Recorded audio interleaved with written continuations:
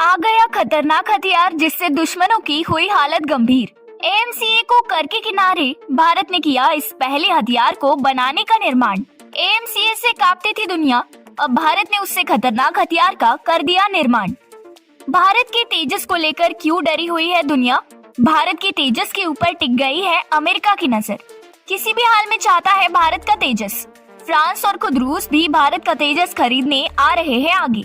दोस्तों, अब से कुछ ही देर पहले एक ऐसी धमाकेदार खबर आई है जिसे सुनकर आपका दिल खुश हो जाएगा, क्योंकि इसका इंतजार हम सभी लोग बहुत ही लंबे समय से कर रहे थे और आखिरकार ये खबर आ चुकी है। इस खबर के आने के बाद भारत के दुश्मन के ऊपर गहरा प्रभाव पड़ा है और वो दुश्मन अभी सदमे में जा चुके हैं। भारत को हल्के में लेने वाले भारत के पड़ोसी देश भारत की इज्जत करना शुरू कर देंगे, क्योंकि ये भारत के लिए बहुत बड़ी उपलब्धि से कम नहीं है। जिस तरीके के हथियार का निर्माण लगातार भारत करता हुआ चला जा रहा है, वो चीज कहीं न कहीं रूस और अमेरिका जैसे देशों को भी परेशान करके रखी हुई है। भारत के लिए एक बड़ी खुशखबरी निकल के सामने नहीं आई है, बल्कि इस खुशखबरी के साथ दुनिया वालों को सबूत भी दिया गया है। जी हाँ, मैं सही बोल रही हूँ। इसको लेकर एक तस्वीर भी सामने निकल कर आई है, जिसको देखने के बाद आपको यकीनन काफी ज्यादा खुशी होगी। और किस तरीके के हथियार का निर्माण भारत की तरफ से किया जा रहा है, वो भी हम आपको बताएंगे। तो चलिए बिना किसी देरी के बढ़ते हैं वीडियो की तरफ और जानते हैं सभी बातों को डिटेल में। दोस्तों, आप सभी लोग जानते हैं ऑरा के बारे में। ये भारत का पहला स्टेल्थ हथियार होगा।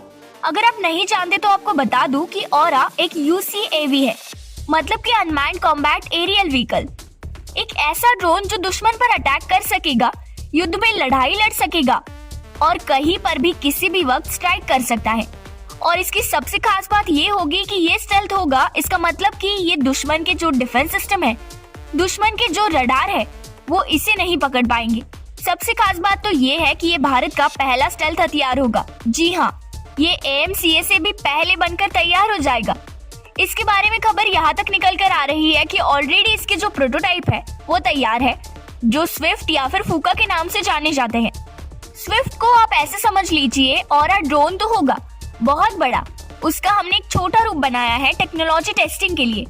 जब हम उस पे सारी टेक्नोलॉजी इस्तेमाल कर लेंगे, उसके बाद इन सभी टेक्नोलॉजी को ऑरा में इंस्टॉल कर दिया जाएगा और वो भारतीय सेना में शामिल हो जाएगा। आपको बता दूं कि हमने स्विफ्ट के साथ पहली फ्लाइट टेस्ट ऑलरेडी कर दी है। इसके अलावा इसकी तस्वीर भी निकलकर सामने आई है, जिसे देखकर वाकई में काफी गर्व महसूस होता है।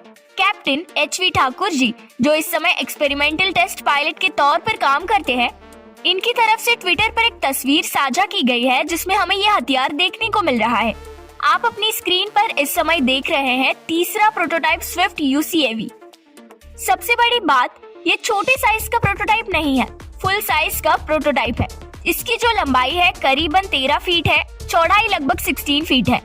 कुछ दिन पहले खबर ये भी निकल कर आई थी कि जो हमारा स्विफ्ट होगा उसकी जल्दी फैब्रिकेशन की जाएगी। इस समय यहाँ पर ये फैब्रिकेशन ही की जा रही है, यानी कि इस प्रोटोटाइप का निर्माण कार्य अंतिम चरण में है, यानी कि ये लगभग पूरी तरीके से तैयार हो चुका है। आने वाले कुछ ही दिनों में इसका काम 100% कंप्लीट हो जाएगा। इसके बाद इसे टेस्टिंग फेज में डाल दिया जाएगा। 1.5 से लेकर 2 सालों तक इसकी टेस्टिंग की जाएगी और जब ये सारे टेस्ट पास कर लेगा, उसके बाद हम फैक्ट्री में ऑरा का निर्माण कार्य शुरू कर देंगे। उसके बाद मास लेवल पर इसका प्रोडक्शन किया जाएगा, मैन्युफैक्चरिंग की जाएगी और बहुत बड़े लेवल पर इसे भारतीय वायुसेना में शामिल किया जाएगा। उसके बाद बताया जा रहा है कि भारत इसका एक नेवी वेरिएंट भी तैयार कर सकता है, यानी कि जो भारतीय नौसेना की एलकास्ट कैरियर है, वहाँ पर भी इसे तैनात किया जाएगा। बहुत ही जल्द इसकी टेस्टिंग शुरू होने वाली है। जैसे ही इसकी टेस्टिंग शुरू होगी, वैसे ही हमारे चैनल पर इसकी जानकारी दी जाएगी और इसकी जो वीडियो रिलीज होगी वो भी हमारे चैनल पर दिखाई जाएगी। हालांकि इस बड़ी खुशखबरी से आपको कितनी खुशी हुई है, आप अपनी राय हमें नीचे कमेंट बॉक्स में अवश्य लिखकर बताएं। दोस्तों, वहीं दूसरी तरफ भारत अमेरिका को पीछे छोड़ने का काम कर रहा है। इसी के चलते हुए लगातार भारत अपनी शक्ति को बढ़ाता हुआ चला जा रहा है। हमें देखने को मिल रहा है कि भारत भी अपनी एयरफोर्स को दुनिया की चौथी सबसे ज्यादा ताकतवर वाली लिस्ट में लाकर खड़ा कर दिया है, लेकिन ये और भी ऊपर जा चुकी है। अब भारत ने तीसरी सबसे ज्यादा ताकतवर एयरफोर्स का मुकाम भी अपने नाम कर लिया है। इस चीज को अभी ऑफिशियल रूप से दुनिया ने नहीं माना है, लेकिन भारत किसी भी देश को मुंह तोड़ जवाब देने की ताकत अपने पास रखता है, क्योंकि भारत के पास राफेल जैसा भयानक लड़ाकू विमान मौजूद है और इसकी ताकत से भारत भी किसी भी देश को अपनी ताकत का लोहा मनवा सकता है। एक तरफ तो भारत के पास विदेश के भी लड़ाकू विमान मौजूद है, लेकिन भारत अपना खुद का लड़ाकू विमान बनाने पर भी लगातार काम करता हुआ चला जा रहा है। इस समय तो भारत के पास भारत का तेजस मार्क 1 खुद का लड़ाकू विमान भी मौजूद है, जो कि किसी से कम नहीं है। भारत ने अपने लड़ाकू विमान तेजस को बनाकर दुनिया को हैरान कर दिया है। इसको बनाने में भारत को 40 साल लग गए हैं और 40 साल के बाद जो रिजल्ट सामने निकल कर आया है वो तेजस के रूप में है। इसी वजह से भारत के तेजस को देखकर अमेरिका भी अपना सर पकड़कर बैठ गया है। इतिहास गवाह है, अमेरिका की तरफ से कभी भी कोई दूसरे देश का लड़ाकू विमान नहीं खरीदा गया है, क्योंकि ये अमेरिका के लिए किसी बेइज्जती से कम नहीं है। लेकिन जब भारत का तेजस अमेरिका के सामने निकल कर आया, उसके बाद अमेरिका की सबसे बड़ी कंपनी लॉकहीड मार्टिन की तरफ से भारत के सामने एक प्रपोजल रखा गया। अमेरिका की तरफ से भारत के तेजस विमान को खरीदने की बात कही गई है। लेकिन यहाँ पर सवाल ये उठता है कि जो 7वीं पीढ़ी के लड़ाकू विमान बनाने पर काम कर रहा है, वो आखिर भारत के तेजस को खरीदने की बात क्यों कर रहा है? ये बात अपने आप में ही कई सवाल खड़े कर देती है, जिसको देर तक सोचने और समझने की जरूरत है। पहले हम समझते हैं कि हमारे तेजस को कैसे बनाया गया है। Tejas aluminium, lithium alloy, carbon fibre composites और टाइटेनियम एलॉय स्टील से बनाया गया है। इस वजह से तेजस दूसरे लड़ाकू विमानों की तुलना में काफी हल्का है।